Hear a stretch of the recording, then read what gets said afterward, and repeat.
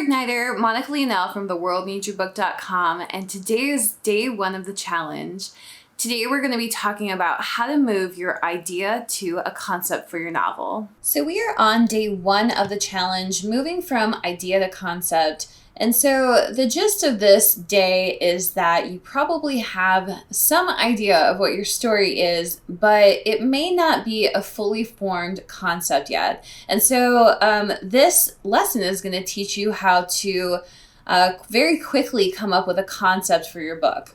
And so, the format that we're using is going to be a what if question, and it really is just going to focus on 3 things: the protagonist, the opposition or the antagonist, sometimes called the opposing force, the antagonistic force, and then the situation, which is basically just something that forces these 2 opposing sides together.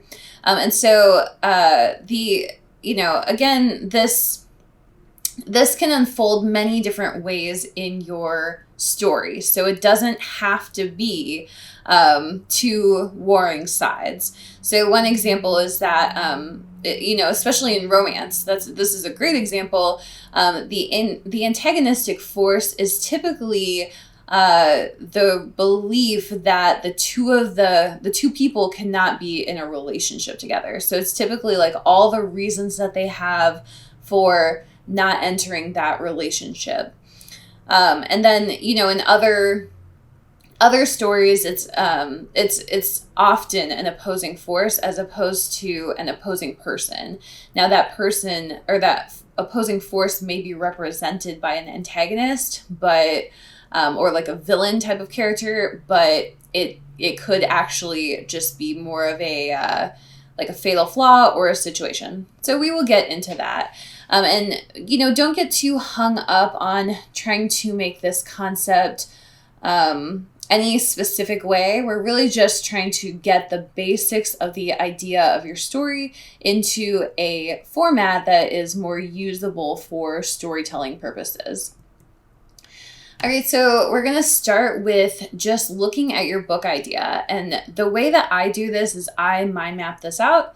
So I've provided a mind map for you, kind of gotten it started, and there are a number of prompts. So what do I know about my book already?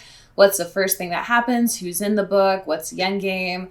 Romances, mysteries, that sort of thing. And so you can add any additional questions or any additional bubbles that you'd like to the mind map. And if you are doing this without the workbook pages, then you can also do this in just on a sheet of paper or in a journal. And so then we're going to turn that set of ideas into a what if statement. And so basically you can just summarize your idea from the mind map, and then you will tease out 3 different things: the protagonist, the antagonist or antagonistic force, and then the situation where these 2 sides clash. And then you can write that as a what if statement or a paragraph once you've kind of identified all 3 of those. And so this what if sentence, it's sometimes called like a pitch line, a log line. Those are more screenwriting terms. But it's basically it's just the concept. It's just the idea of what the story is, told in a very succinct way that helps people understand it quickly. And so that's really all that this day is. That's all. You're already done. Idea the concept, done. So I've also included another section about trope twisting. And so this is the idea here is that you want to change the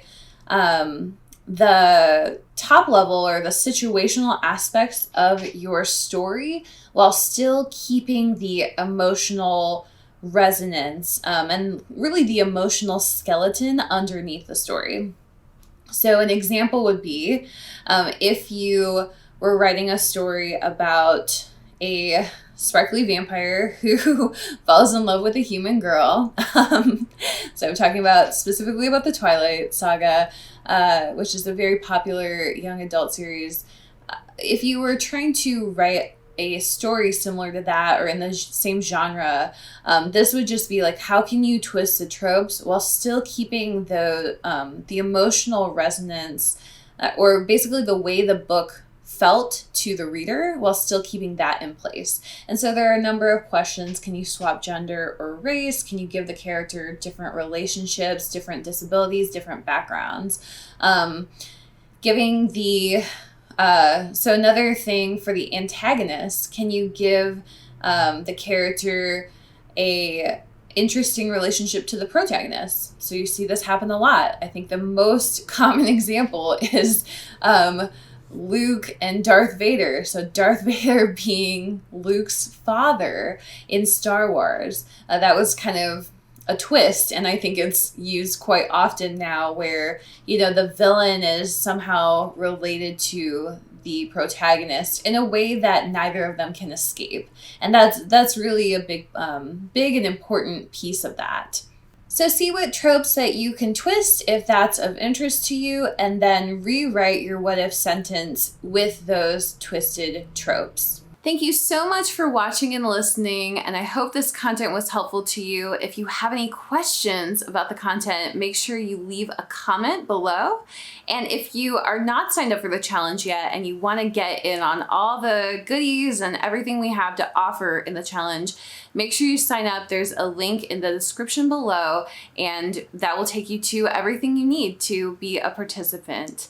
I hope you enjoyed this content and have a wonderful day.